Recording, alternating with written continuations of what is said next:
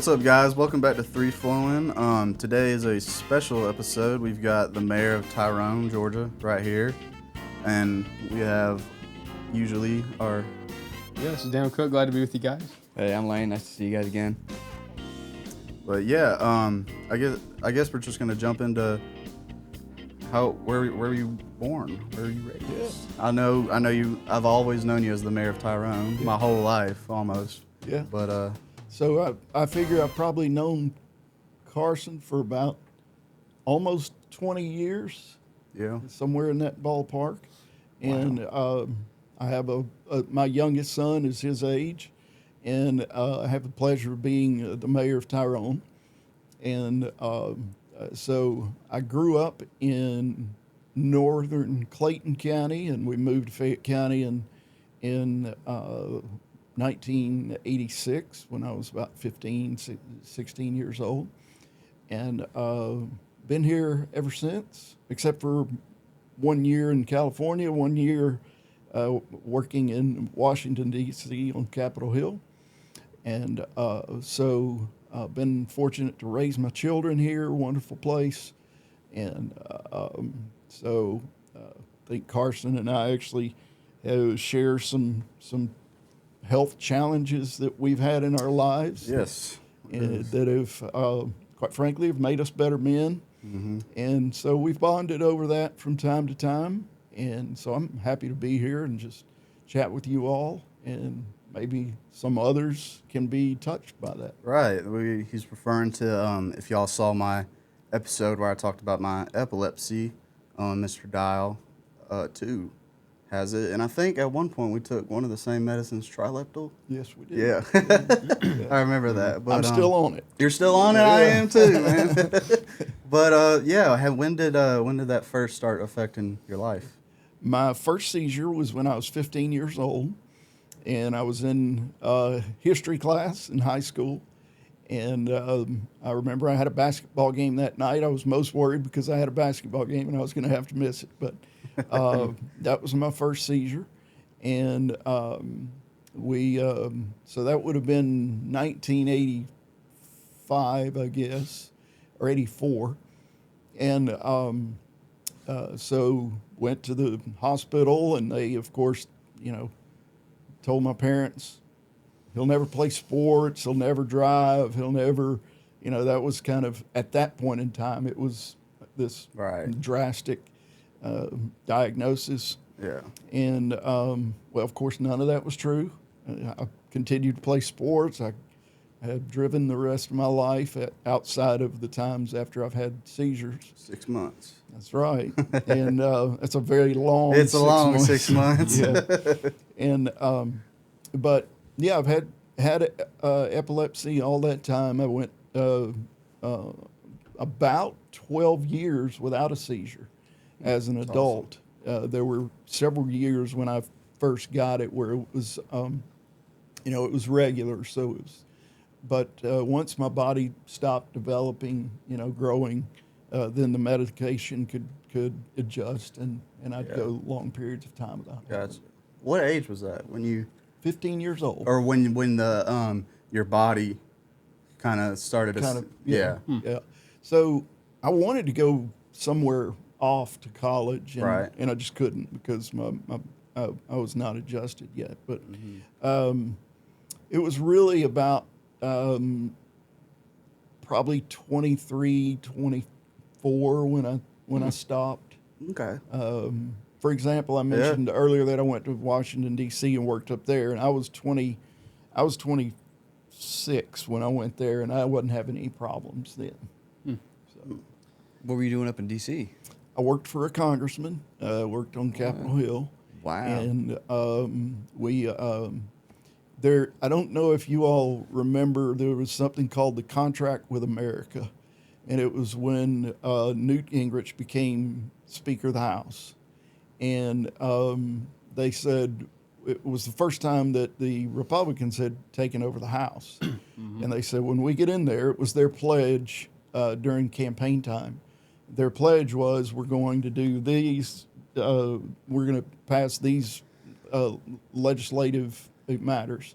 and we're going to do it within the first 100 days. And of course, everybody's like, "There's no way you can get all those things done in 100 days."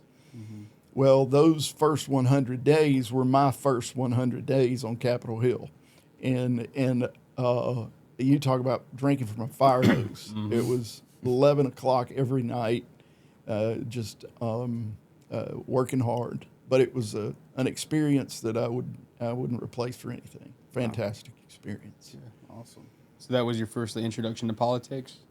So I actually got into politics right here at home. Was working for a man who was running for governor at the time, who was a resident of Peachtree City, and his name was Paul Hurd, and he was in the state house, and he ran for governor as a member of the state house, and so when he lost, I went to work for Mac Collins up in Washington D.C. So that was my first experience I did have a degree in political science. That was my degree, but as far as boots on the ground working, those were my first jobs. Where did you go for political science? Georgia State. Georgia State? Yeah. Gotcha. Yeah. And I had to take MARTA. MARTA. Oh, wow. Oh, yeah, man. Yeah. I should have gotten another degree just for having to take MARTA. I think so too. I went to Georgia Tech, and in the first semester I went there, I commuted from like the College Park station to Midtown. Yes. And that was an experience. That was during COVID, so like the people that were on the train were more, sometimes rough. So I had some stories for there. Oh yeah. So I stopped after they tried to get in my bag and steal my laptop. So Yeah. Oh, dang. I was like, I've had enough. Yeah. Had enough after that. Yeah. But It was that was an experience, but Yeah. and see, they didn't have the College Park station when I was going, so we had to go all the way up to the Lakewood station. My dad dang. That's a bit out of the way. Yeah. my dad would drive me up to the Lakewood station, and then I would go from ride it from there to 5 Points. Okay. Okay, yeah. So that part was a terrible experience. I bet. Yeah. Yeah. What do you think needs to be done to fix MARTA to make it like a Oh wow, top that's another public show. transportation? That's another show. Yeah, I'll tell you, I will give them credit that they really make a good effort. Public transit is that's just It's tough always. It is. Yeah. I mean, it's just whether it's dollars, and how you spend your dollars, or who's riding, or all of those kinds of challenges. I don't envy them at all. Right. And so I don't want to be too critical. I would just say that it's difficult, and I'm glad I don't have that job. I know. They go through COs really fast. Yes. Yeah. So, They do. Tyrone's got the cart pass, thankfully, that connect to here to Peachtree City. Right. Yes. So we have we'll play a little fun fact. How many miles of cart paths are in Fayette County? Over Fayette 100. County. In I got Fayette it. County. Over 100. Well, you can't say over 100. You got to give me a number. 2,500. 200. 2,500. 110. You're close. It's a little bit. It's like 130 miles. Wow. Oh, wow. That's amazing. Yeah, and so I'm actually working on a project right now. We want to try to connect them between cities. That's cool. Tyrone, Okay. Peachtree City, Fayetteville. We want to make sure they have connectivity everywhere. Yeah, So- because of the Charge your Trilla, batteries. Trilla Right. thing. So- and, Well, I know that. and I've seen other people in Fayetteville with carts. Mm-hmm. Yeah. Well, I've driven by Sonoya, and there's always some car pass, and Mm-hmm. every time I drive by there, which is not regularly, but Yeah. I'll see them constructing some new, and I'm like, oh man, they're Right. expanding and expanding. Yeah. and they It's- want to get a bridge over 74 into They do. Peachtree City. From So- Sonoya into Peachtree City. Dang, Yes. that'd be So, ooh, but that'd be a lot. that's their cool. business. I'm not touching that one. Yeah. So Yeah, I'd love to have it connected, beyond Peachtree City over towards Fisher Crossing over Yeah. there. Yeah. Be cool. You can go from Fayette County to Coweta County. Yeah, just about. That's So on that point, right now as a profession, I'm executive director of an organization called Fayette Forward, and that's one of our top 2 projects is a countywide path system. And we're working on that. So we're trying to get all of the governments together and school system and employment centers and retail centers and say, hey, we all have a stake in this. So That's awesome. let's try to get a good, solid, connected path system. Yeah, that's really, really cool. That's really cool. Are there any paths over by Trilith? They are building some. Okay. They're going through the process right now. They have paths, but they are walking slate chip paths. Yeah. And they want to kind of transition that into 12-foot wide concrete paths. I know that'll take off. Much more expensive. Trilith is just But yeah, that'd be cool. But Yeah.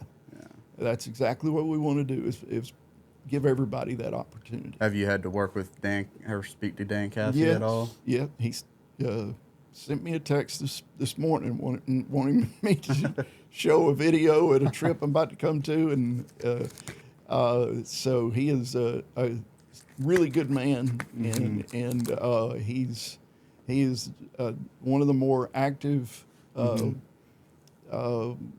men of his age that I've ever met. He really stays after it. Yeah. That's great. I mean, my dad had the pleasure of working for him for 33 years. Okay. And does he still play the trumpet? He Is it does. the trumpet? Yeah. Played the trumpet at my wedding. Really? Yeah. Wow. Oh, that's cool. Wow. That's cool. Yeah. That's Pretty cool. cool. Dan Cathy Yes, played the trumpet at your wedding. Mr. That's- Cathy, if you're watching this, please come on the show. We'd love to talk to you. yeah, we would. It'd be Yeah. It'd great. be amazing. Yeah. Love Yeah. Chick-fil-A. Went there this morning. Oh, yeah. There you go. That's the best way to get him on the show. Say I ate at Chick-fil-A this morning. Oh, love it. Hey, Lane, tell that story about when you met him, about what you told him. Oh, yeah. So I was working at a golf course, and he came in, and I put his bags in his car when he was, done golfing. And I'm like, hey, you play the trumpet? He's like, yeah. So he got his trumpet, and he played for me, and I'm like, oh, man, okay, I didn't expect that. But anyway, I was like, yeah, thanks for, what you did for Chick-fil-A. I was like, yeah, but I will say I do love Zaxby's, though. Oh. You said that, or Yeah, I said that just as a joke, and I was thinking he was going to laugh. He just went, yeah. I was like, okay. Yeah. I'm sorry. Don't talk about the competitor. I was like, it was just a joke, Dan. I'm sorry. I don't remember when it was, but Chick-fil-A would do devotionals before work for all the workers, and he was playing the trumpet with like a jazz band or something like that. And the drummer was sick, and my dad was like, hey, you want to play the drums with Dan Cathy at 8 in the morning? And I was like, sure. Yeah. So I got to ride up to work with him and played the drums with Dan Cathy. Yeah. That's Blowing on the horn. So, which gave you more pressure, the intro today or playing drums with Dan Cathy? Oh, probably the intro today. I've been playing drums That says for a lot. a long time. Yeah. Well, he's a good man, doing a lot for Yes. Fayette County, and you need to go up there and just drive by this Trilith Live, which is a Yes. performing arts center at Trilith that they're building, and it's like $450 million. Yeah. And they're going to have some major acts there. I was about to say, it's Some, going to be a like- venue. Okay, so Yeah, it's venue, a- like an amphitheater. if you will. yeah, it'll be able to hold about 3,000 people for Wow. like concerts and that kind of thing. It's over the I'm Roxy. a big concert. I just went and saw Alice Cooper last night, so the old rock and roll. So I'm excited. That'd be cool. A new place to go. Cool. That's cool. Yeah. Very great. Love to see what they're doing out there. And then there's a new data center, too. I know That's it's a right. big, Yeah, the big data deal. center. Yeah. The data center in Fayetteville, and then Tyrone actually has a Microsoft data center Do they? coming. Right, across from Wendell, right? Okay. How many acres will that be? I believe it's going to be in the neighborhood of the tract of land will be in the neighborhood of about 100 acres, but it's 250,000 square foot buildings, which means it's only about 10% the size of QTS in Fayetteville. So it's Okay. not Okay. a huge one, Yeah, not massive like that. but it's still, those things are still Yeah, significant. yeah. So I guess a lot of people, I know, of course, we had the state tax credit, I believe, for data centers, but I assume the appeal for like a mayor like yourself, is you can bring in some jobs, without bringing in a lot of traffic to that area. Is that kind of? You understand the issue very well. I had a lot of I took some classes, and at Tech they really specialize in data centers, Right. like that kind of commercial real estate. So heard a speaker from Georgia Power talk about the energy needs, the infrastructure that has to be changed, Right. how to cool it. It's just very interesting. Yeah, and the technology is changing so quickly. Like people would come to us and complain about water usage because they use water to cool all of the servers. But technology is changing so quickly. Something that's a problem now may not be a problem by the time it gets built. Right. And water is a perfect example. You may not even use water to cool the units, or nowhere near as much. You might just do it once a month as opposed to on a regular basis. And you see, Fayette County does not have a jobs as much of a jobs need as many counties, say in rural Georgia or something like that. So we don't go out and try to draw in. It's not a priority to draw in companies that offer a lot of jobs. But so you may have 50, 60, at the high end, 100 employees at a data center. Is monstrosity that people say this must be 1,000, 2,000 jobs, and it's just not.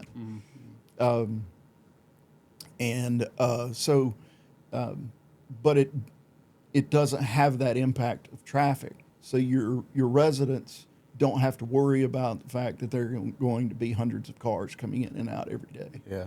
So Right. that's an advantage. Yeah, one of them's going to be out the Tyrone. Well, I guess that's a Collinsworth. Is that The Palmetto one. Yeah, the Palmetto one. Yeah. Yeah, that's Microsoft also. That is okay. Yeah, it's bigger than the one we're getting, but yeah, there's one in Palmetto, there's one in East Point, and and people complain about them, but you say, well, did you send an email today, or did you send a text today, or did you watch a video on your phone? Did you get on social media? You can't do that unless you have data centers. Right. True. So, With AI too, they train a lot of AI models on absolutely. the data centers and really just everything. So I mean, I don't mind them here. Yeah. at all. Yeah. I have a question, a local question. What are they building along 74? Those are just like 125,000 square foot buildings that'll be like showrooms in the front and storage in the back. Okay. Yeah.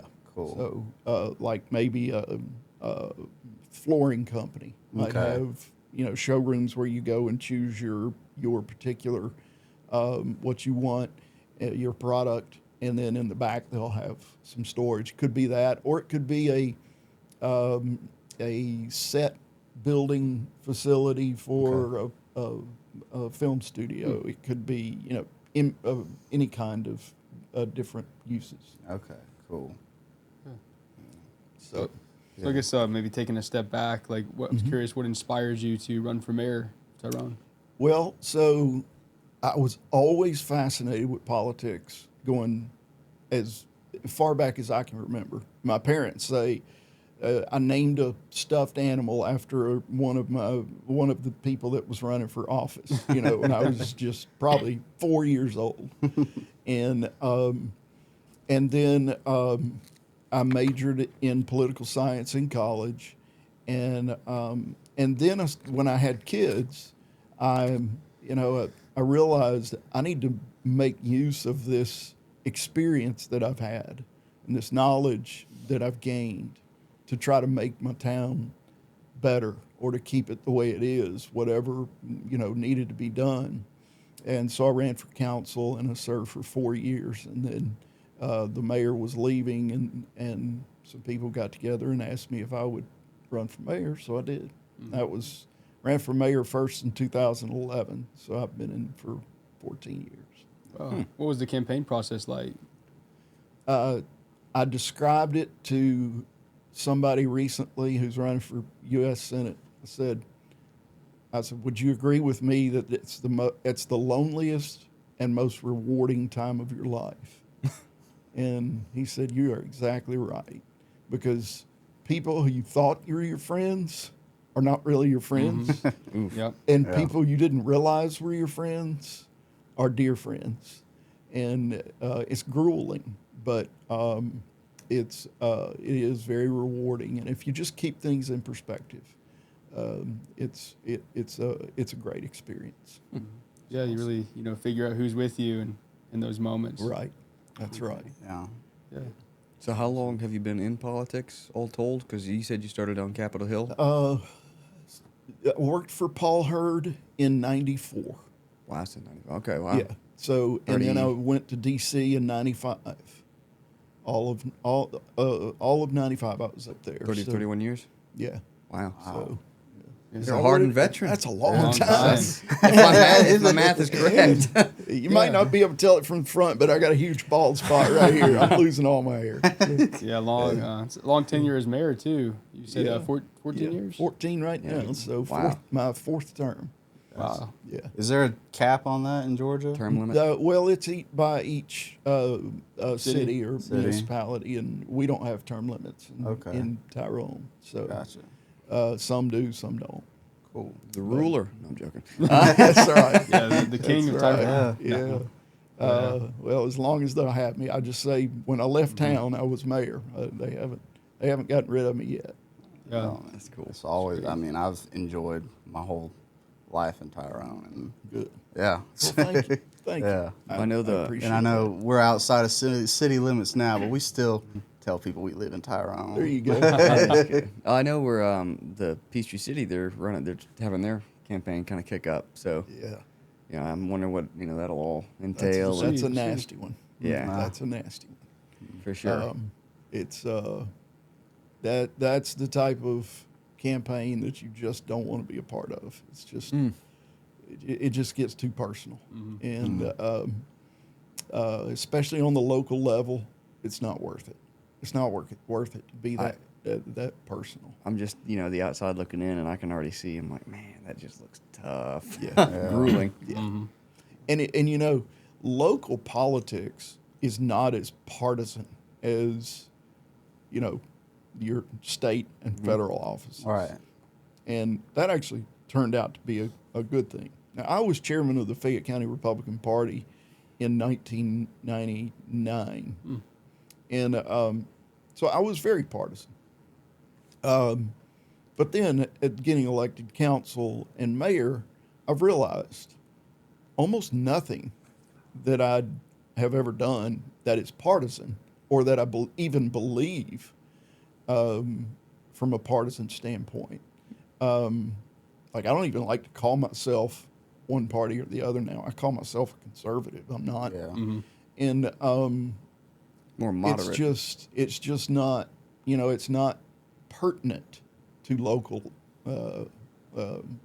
office. Yeah. Like why put a label on something that doesn't Right. really need it? I'm there to We get that. support our police officers, parks, recreation, libraries, Right. public works, making sure people's roads are paved. None of that has anything to do with with the partisan issues that we Yeah. hear. So Speaking of that, I know we both know Cody Kelly. yeah, Shout out to Cody Kelly. Yeah. He's a great guy, He great is. kid. yeah, He is. Me and him, I hung out with him all growing up, hanging out at that little Okay. house. I didn't realize that. Yeah, me and him are best buddies. Cody But, is he's a member of our public works team. Sweet. Yeah. Yeah, he knows. Oh yeah, he I knows do, Cody Mr. as Cody well. Kelly. Yeah. What's He up, man? does- yeah. Yeah. But he recently got an award for You did. something. What was it? What was that? It was the Fayette Chamber was doing Yes. a first responders and public works employees champions award, Gotcha. and so he got the one for Tyrone, and then one of our lieutenants, Eric DeLuce, got the police officers. Oh, sweet. Nice. Yeah. So Cody he's a champ. Is. He can fix anything. He can't fix anything. He's a golden. handyman, for Yeah. He's golden and Yeah. always positive. Oh yeah. It's so great when you have employees that are content, happy, positive. A hometown boy.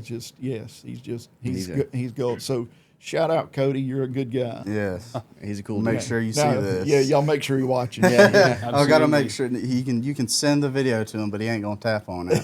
You gotta show it to him. Yeah. So he can fix anything other than play a video on his Oh phone. man, yeah.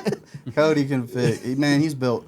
I know me and him. I helped him rebuild a motor one time. I say I helped him. I You was were more just- than more moral support. Watch. I know. I remember we had that Nova. I'm like, he's doing everything. I'm Yeah. just kind of standing there, just telling. 15 years old, got a 1979 Nova. Right. That's funny. Yeah, he is. He's a great handyman, that's for sure. Yes. Yeah. So- But I last year during this time actually, I was volunteering at the museum with Okay. Miss Amy. Yeah. Yeah, and then Miss on Saturdays it's Miss Linda Howard. Yep. Yeah. Right. Yeah. I have yet to go into that museum. It looks cool. I love like It really history and is. stuff. The So I need to hours go are in there. odd. The hours are odd, Yeah. but why Yeah. is that?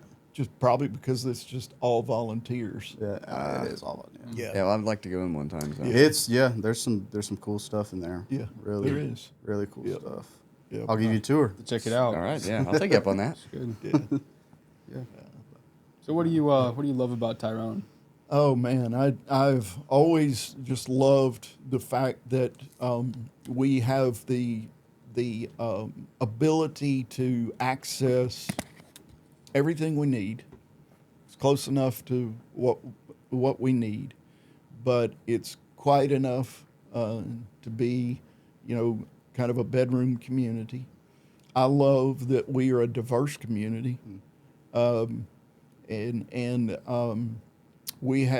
we're very unique in that way, and we all want the same things for our children. Having my kids grow up there, and they always love coming home to it. Tyrone is, we're having elections right now too, but nobody's running opposed. And what that tells me is everybody's okay with Yeah. what we're doing. Right, you're doing a good job. And maybe if I were up for elections, I'd be opposed, but the other two are not. And I enjoy serving with the people that I serve with. Our staff is remarkable, just good people, and I love the people of Tyrone. That's a good town. Well, Yeah. it is a good town. It's Just a good place. all the people there. Just How I large? love that town. How large is the town? Just under 8,000. Well, okay. Yeah, Yeah, it's pretty decent size. yeah, it is. It's And do you know how- not as small town as people refer to it as. Sure. One time recently, somebody referred to it as just a country town. I'm like, Not really a country town. Not really Not anymore. quite. Yeah, we're That's true. Well, May- everything's All relative. the kids are growing up. maybe we have that feel a little Mayberry bit, aspect or but- something like yeah. that. but- That's Not a good bad though. thing. Yeah, Yeah. It's not a bad thing. No, I like it, but 8,000 people is How is- large land wise? Do you know? I don't know how many square miles or think it's 7. acres we I think are. it's 7. Somebody's got to be doing a know. quick Google on that. How many? Grace. Producer, I'm check stalling for y'all so that you can Yeah. be looking that up. How many square miles? We'll all guess at first. Fun fact. A lot of I'm a- trivia today. I'm a big trivia guy, so let's like- all okay. guess. Don't tell us yet. I'm going to say we are 31 square miles. I'll piggyback off of him. 31 and a half. I'm gonna say. I'm gonna say 28. Okay. My serious. Say 32. Okay. I thought you were going to say 20. Oh my wow. gosh. We're way off. Well, I guess You should know better. The total area, including water, is about 12.88. 12.88. Oh, interesting. For those who might not have That heard is- Grace. small. There you go. Well, it must feel pretty big then. Yeah. Yeah. Fun Yeah. fact: the Operation Mobilization That's right. headquarters are in Tyrone. That's right. They're our largest employer, which I don't know if y'all know what Operation Mobilization is, but it's a worldwide missionary organization. Wow. And because they have missionaries all around the world, they are officially our largest employer. Wow. Yeah. They picked Tyrone, Georgia, for their headquarters. They did. Yeah, That's cool. awesome. Yeah. yeah. So, That's a. Yeah. but tell me a little bit more about y'all. I don't know if if your viewers already know all this, but We haven't really done too much never, about never hurts us. to know more. So yeah. And you went to Trinity, Yes, sir. okay? And where did you go to school? also went to Trinity, so that's Okay. just where That's I met how- Lane, and Yeah. Okay. always kind of grew up in the area. And And you're 20. 24. 24. Yes, sir. Yeah, Okay. all three of us. All right. All right. And I know your story. Okay. Yeah, he's But So another thing I'd like to know is, do you know how Tyrone got his name? I do. I do know this one. It was founded for all practical purposes by some Irish settlers. Oh, okay. And Yeah. there was a region. They call it a city over there, but it was a region in Ireland called Tyrone. Mm-hmm. And so when they got here, they said, "This looks like Tyrone from back home," and so they named it Tyrone. That's the story. Yeah, it's so funny because my girlfriend's from Ireland and she was looking at the map to see like where I was from and noticed that like nearby was Tyrone and she's like, oh, there's County Tyrone. There you go. So I thought that was Yeah. interesting. So That's I wondered right. if it had something to do with the Irish settlers or something. If you look So- at the, sorry, go ahead. No, I can tell you, if that's not accurate, Linda Howard, who he mentioned before, she'll let you know. She's the lady that'll Yeah. tell you. I mean, it makes sense. If you look at the street signs, you'll see little 4-leaf clovers. Yeah, And Oh, that's when cool. was the town founded? 1911. 1911. Wow. Yes, sir. Got to get an Irish pub there or Well something over like 100 that. years ago. Yeah. Yeah. But And there is actually an area inside Tyrone that's known as Stop.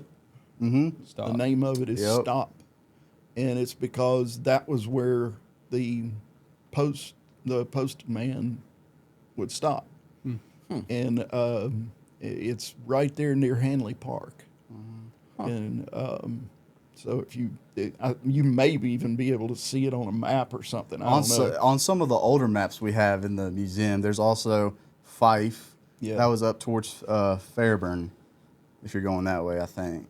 I think so. But Yeah. and then I don't know if there were any other communities Right. inside, but Yeah. yeah. But didn't y'all live up North 74? Yes, sir. We did. Okay. Yeah, we lived. I guess we can cut this out. We lived off 74. Why don't and y'all that- want to know about where he used to live? That's Yeah, interesting we'll information. just dox his address. I lived on a big old white house on a hill. It's not there anymore. It's not? But no, I know. it got torn down. It was built in 1912, I believe, or 1922. Okay. But we lived there for my whole going up till about 15. Okay. Yeah, and See, that's interesting to me. Okay, so if I'm a viewer, see, but what's funny is that we couldn't get Wi-Fi there. We were off the grid. So the You were first off the 15 grid? years of my life, I didn't have Wi-Fi, and I think that's a blessing. Honestly, it is now. It is You now. didn't think so at the time. I didn't think so. I was like, Dad, are you going to work at the church? Because there's Wi-Fi at the church. Yeah. But yeah, that was. I'm glad to say I can do that. And I grew right down the street from Wendell Coffee. So being mayor, what Yes. would be one of the toughest things you've had to, say delegate or deal with? I am constantly burdened by, and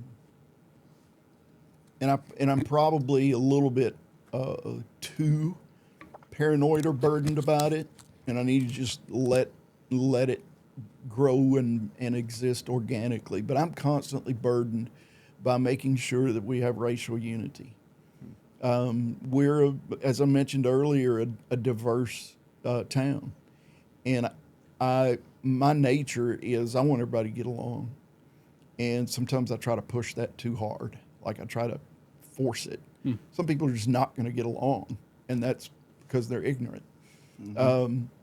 But I want Tyrone to be a kind of an island of racial unity in a world where we can't seem to get along.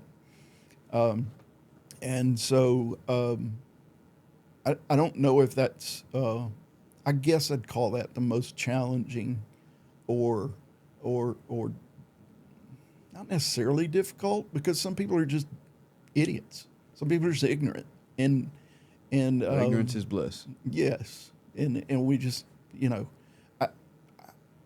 I just desire for people love one another, regardless of what they're, and it's what God calls us to do. And heaven's not going to be white, heaven's not going to be black, heaven's not going to be Asian or Indian or whatever. I don't even know if we'll see it. I don't have any reason to believe that it will all be one race. I think we'll be different, but we won't even comprehend it. And I don't think we should be colorblind. I think we should celebrate the fact that different people look different and have, different cultural. That's what makes it so unique. Oh my and so goodness, awesome. different Right, cultures. right. It's another thing too. It's why we do the podcast. Everybody's got a different story, isn't it? It's so Right. cool. You get to learn different things. Right. So many perspectives. That's and, right.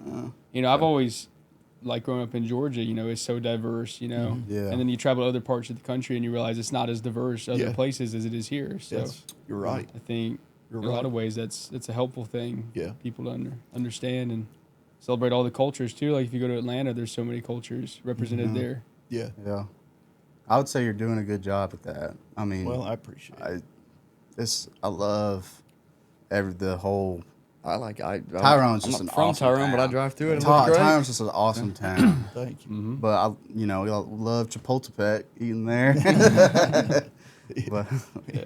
Well, Through props to Chapultepec too. You need to make them pay for that. yeah, sponsorship, right? Everybody sponsor us, please. Yeah, well, I can imagine that would be difficult, and I'm pretty sure that you're not the only mayor or someone of political status that has that same, Yeah. that many others have Yeah. the same problem. Yeah, but it's also easy to, when you're a politician, it's easy to embrace or lean toward a majority. Because let's face it, that's what you need to stay in office is a majority. And so what I've tried to be committed to is I'm not going to do what the majority wants me to do. I'm going to do what's right. And regardless of whether it's popular or not, or whether, even my friends want me to do it or not, I want to do what is right. And Well, I agree with you. I was talking with Daniel the other day, and I was like, Daniel, it's such an extreme. You go to the right or the left. I'm like, why can't we just be moderate? Because it seems with a more moderate take, you're following what's actually true and right. right. I'm just saying, look at the policy, don't look at the party, just, stick with common sense, laws and regulations. And I think if you can make that case for it, I think most people will agree. I think a lot of people want the same things in general. Yeah. They want to be safe. They want to have a good, clean community. Yeah. I think, the media sensationalizes everything, but I think we're a lot closer than some people let on. Yeah. yeah. So I've found that too. And the flip of the coin too, like you said, ignorance. You just can't please everybody. Right. Unfortunately. yeah, sure, Right. some people like to complain. Yeah. Yeah. And Listen, I've walked into plenty of restaurants and I can feel eyes, looking the other way. White eyes, white guy eyes. And because they think that I embrace the black community too much. And then I can go into a group of blacks and I can feel tension because, I'm white. And they think I embrace the white community too much. And so, okay, then maybe that means I'm doing the right thing. I think people also judge way too quickly. Yeah. Oh, You there's know. no doubt about that. All of us do. Yeah. And that's something we always have to be battling. Yeah, I agree. And we know about people. We've heard the complaining. Oh yeah. Heard it. We've read it. You read it. Yeah. I mean, already, people were hating on the reels and YouTube videos. But I will say- someone was making fun of the way I talk. But I will say, Carson and Daniel, thanks for the attention. I was about to say, Yeah. Boosting us in the algorithm, we Right. appreciate Yeah. that. Well, You can't please everybody. You try. Yeah. We take we're wholeheartedly, we try to take a more moderated stance on just pretty everything. We just like to do what's right, honestly. Yeah. Well, I say, this show is not about our opinions. It's more about telling a story and facilitating our guests to tell their perspective, I think. And, Yeah. we'll have people on from right, left, center, everything in between. Yeah. But, Yeah. what really matters is just telling the stories and having the audience make their conclusions Right. from there. Right. And that was also a big part of why that's so important to me, is because that's the way I was raised. And my dad is a pastor, and he was a part of, in a small way, of the civil rights movement as it pertained to the church, the Southern Baptist Church. And he was a professor at a black Bible college, and he brought one of his students to church with him in 1970 or 71, and he brought one of his students with him to church, completely white Baptist church, Southern Baptist church, and they wouldn't let him join. He went forward to join the church, and they wouldn't let him. And so my dad left the church where he had been ordained. And so because of that experience, and there was a whole lot more to it, but I won't go into it today, it was very important for my parents that I be raised in the same way, to not fall into that trap of racial division. And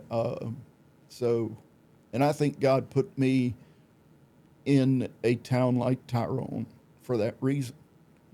If he had put me in another city where, there was not as much diversity, then I wouldn't have dealt with that as much. So I remember you telling me about you had a seizure complication in 2021. Yeah, so I had gone about, like I said earlier, about 20 or 12 years, with maybe more, without any type of problems whatsoever with my epilepsy. But January of 21, I was having nerve issues in my leg, and fast forward, they ultimately decided that I needed to have back surgery, and so they fused two vertebrae together, and a lot of people have these types of back surgeries. But about 2 weeks after my surgery, I'm just sitting there. I think I couldn't take a shower at the time because of the stitches. But I told my wife, I said, I'm not healing. Something's wrong. I'm just not healing. She says, well, you had major surgery. It's going to be slow. And I said, no, I know my body, something's wrong. Right. And so weeks went by. I started seeing doctors, I was going everywhere. Any doctor I could find, say, what's going on. Mm-hmm. I lost 27 pounds, which is a lot. I only weigh 167. So losing 27 pounds when you weigh 167 is, that's a lot of weight. Mm-hmm. And when I started losing all that weight, I started having seizures again. Mm-hmm. And matter of fact, I had one seizure while I was while we were in a council meeting. I was actually in my mayor's chair leading a meeting and had a seizure. Mm-hmm. And which, as you know, seizures are embarrassing. Yeah, they're pretty embarrassing. It's just like, oh man, just everybody just leave me alone. But, And so I went to several doctors. I got an appointment down at the Mayo Clinic, and which one? In Jacksonville. Jacksonville, okay. Ultimately did not go to that, but we got an appointment there, and I went to see a neuromuscular specialist at Emory. Okay. And so they start taking all they check your reflexes and your different things. And I could tell there was two doctors But the first lady, she looked at me and she says, you can see this serious look on her face. And she said, one moment. And she leaves. She comes back with this other doctor, two ladies. And she does the same thing. And they look at each other and they say, we think you have ALS. Mm-hmm. And I don't know how much y'all know about ALS, but ALS is a death sentence. Mm-hmm. Yeah. It's, you know, usually 3 to 5 years to live. Mm-hmm. And so, again, as I was going through all of that, it was, my body was just dwindling. If I'm laying on my stomach, I could only raise my leg about 6 inches because all of the muscle was gone. In my right leg. And so I had people coming to pray for me, coming over to the house, laying hands on me and praying for me. I had church friends, you know, praying for me. I was receiving cards in the mail from people from other states that I didn't know that were praying for me. It was just a remarkable effort of prayer. And 6 weeks later, I went to the same clinic, the ALS clinic at Emory, and the head of the ALS clinic at Emory, he checks me out. And it's because one night before that, I was lying on my stomach on my bed and I just started kicking.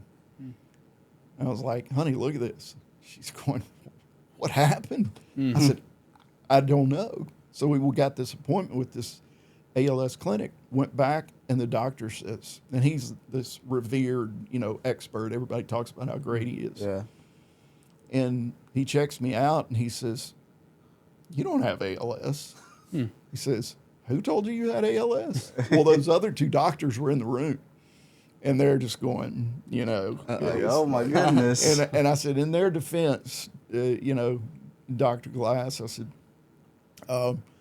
I've read enough about this. I'm not a doctor, but I can see why they said I had it. Because I had like 4 of the 6 symptoms that, and it's just a symptom, diagnosed disease. Mm-hmm. Gotcha. And it's not like they can take your blood or something, some kind of test. And so then I started gaining my weight back. So that meant I was having seizures again. And because it's all about how your medicine is, you know, controlling your body. And so people have asked me since, you know, what was going on? And well, first I was telling them, well, I had back surgery, and I think my body just didn't take it well. And then I just felt really convicted. I'm like, I had all these people praying for me. And here I am telling people a story that maybe the doctors just didn't do the surgery well. What about the glory that God is supposed to be getting for healing me from ALS? I was talking to a doctor, you know, a couple weeks ago, and he says, well, you know, you don't get healed from ALS. And I said, well, you might not, but if God wants you to, you do. Right. So I genuinely believe that God healed me from ALS. Is there a chance that my back surgery was caused that problem? Sure, there's a chance, but I'm certainly not going to be the one guilty of taking away the glory that God gets for healing me in the event that God healed me. Mm-hmm. And so that's a long answer to your question of my experience in 2021. I call it the worst year and the best year of my life. Because I was told I was dying and I was told I was living all in about, you know, 8 or 9 months. And so it's that was my experience. Yeah, that's an awesome That is quite story. Absolutely. That's great. Yeah. How did your family take it during that time? Wow, that was another reason it was a great year. You know, I mentioned to you guys I have 3 sons, and they really rallied around me. One of them was living with us at the time. One was in college. One was already gone, but one was still living with us. And he was able to help my wife take care of me. And we became closer as a family. And, you know, when you get told you're going to die, your life perspective changes completely, as I'm sure you can expect. Right. Differently from what you even can think of. Well, I'm sure my life would change. Well, beyond that, it changes. And things that have not been important or not important enough become very important. But, you know, one thing about the way I felt during that time was I wasn't scared. I was almost eager. It was the weirdest thing. And I had to dial back my eagerness or my excitement for the sake of my family. And I would have to remind myself, you know what, my family's going to be without me.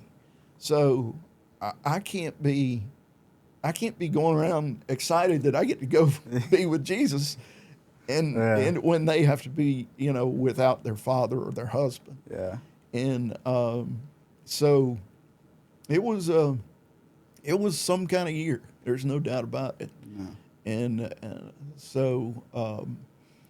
but you know, I try to tell people that are in similar situations with whether it's cancer or ALS or whatever it is, you know, if you think that you are maybe going to die, you have a chance to create a story with the rest of your life. So create that story and make that a great story.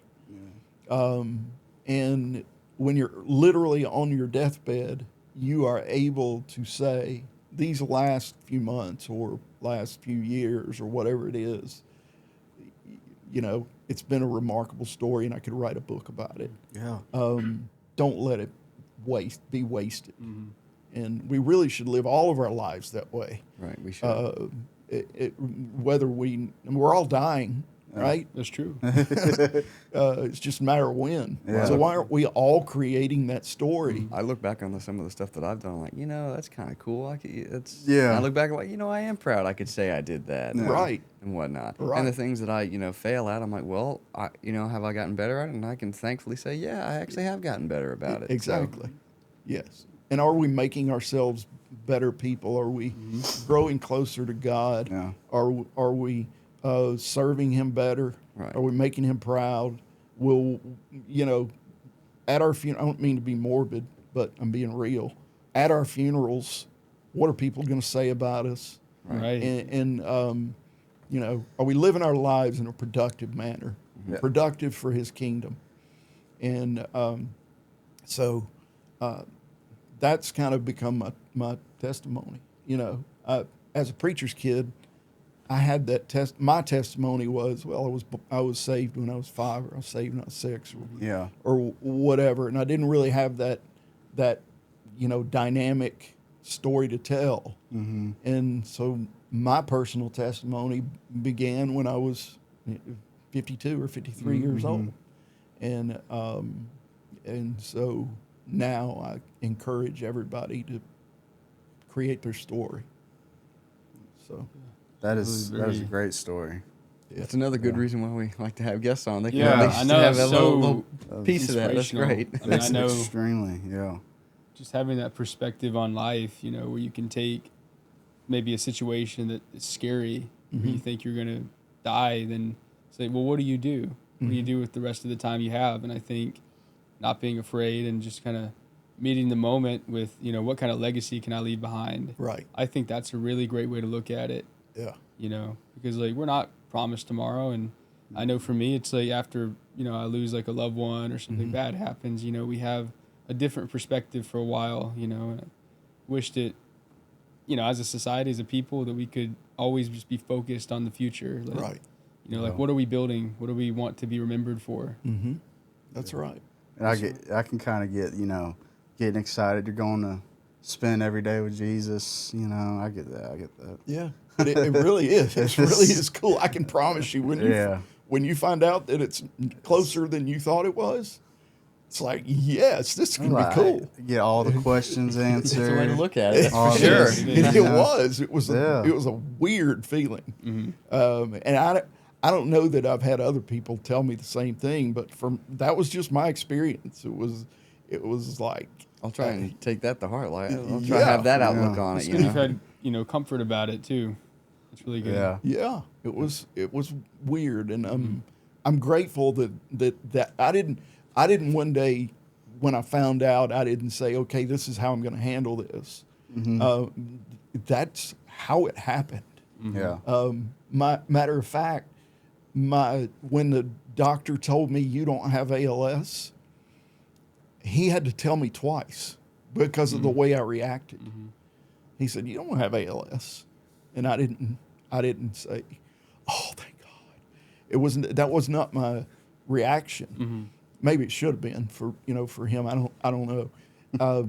But he said, "You don't have ALS," and then I realized, okay, I should have reacted a little bit differently than I What did. did you react? You were like, what? I really didn't react. I don't know if I already knew it or if maybe on some small level I was a little bit disappointed because I wanted to go see Jesus. Yeah. Yeah, or maybe you didn't believe it or something. I don't Yeah, know. maybe so. But Yeah. yeah, how did that time affect your your duties as mayor? How were you able to continue with that?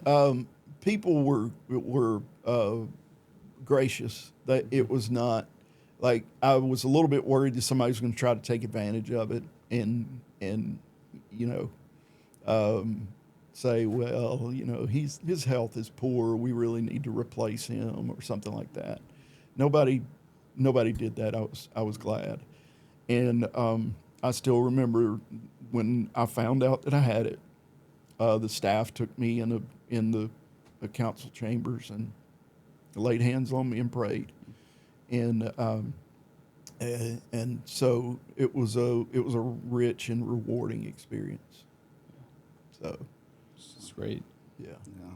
but I feel like I've kind of made the mood go down here. Well, like- it made me think. I don't know. Honestly, it's made us all, I think, just think. No, I was talking. Me and Grace were. I don't know how we got on the topic of funerals the other day, but I told her, I was like, I want you to put the fun in funeral. Yeah, there at you my go. at my funeral. I want it to be Yeah. a celebration. Exactly. Be fun. Tell funny stories or whatever. Yeah. Not sob and Yeah. all that. Right. But And reality is, Greg, why do you have to bring Carson down? well, I have a bowl of candy laying on my chest or something like that on it. Yeah. yeah. My thing is, how do you expect me to be happy? How do you Yeah. expect me to celebrate? I know. Yeah, I know. no, Yeah. and that was the point I was going to make. Is obviously there's going to be sadness, and that's okay. It's okay to be sad at a funeral, but we have to work to deal with it in a way that is a biblical long-term worldview, so a celebration can be achieved through tears. You can be crying and That's Yeah. true. and happy at the same. You can be Yeah. you can be sad, crying, and happy experiencing at the same time. That's true. I mean, I was telling Lane and Chase earlier. I was saying that humans are always meant to be happy. Sometimes you just you embrace the sadness. Something good can come out of it. You can lead to happiness. Yeah, It can lead to contentment. As humans, we're supposed to feel all these different emotions. And it's normal. It's okay, but just can't stay in that place too long of sadness. But yeah. use it for good. That's the main thing. That's right. That's right. So. It's how we should use our whole lives, and so that's become my testimony. I look for any opportunity I can to tell people, not to tell anything about what I've done, but to tell them everything about what God has done. Fantastic. I don't miss a second opportunity to tell others. I'll give you another example of what I'm talking about.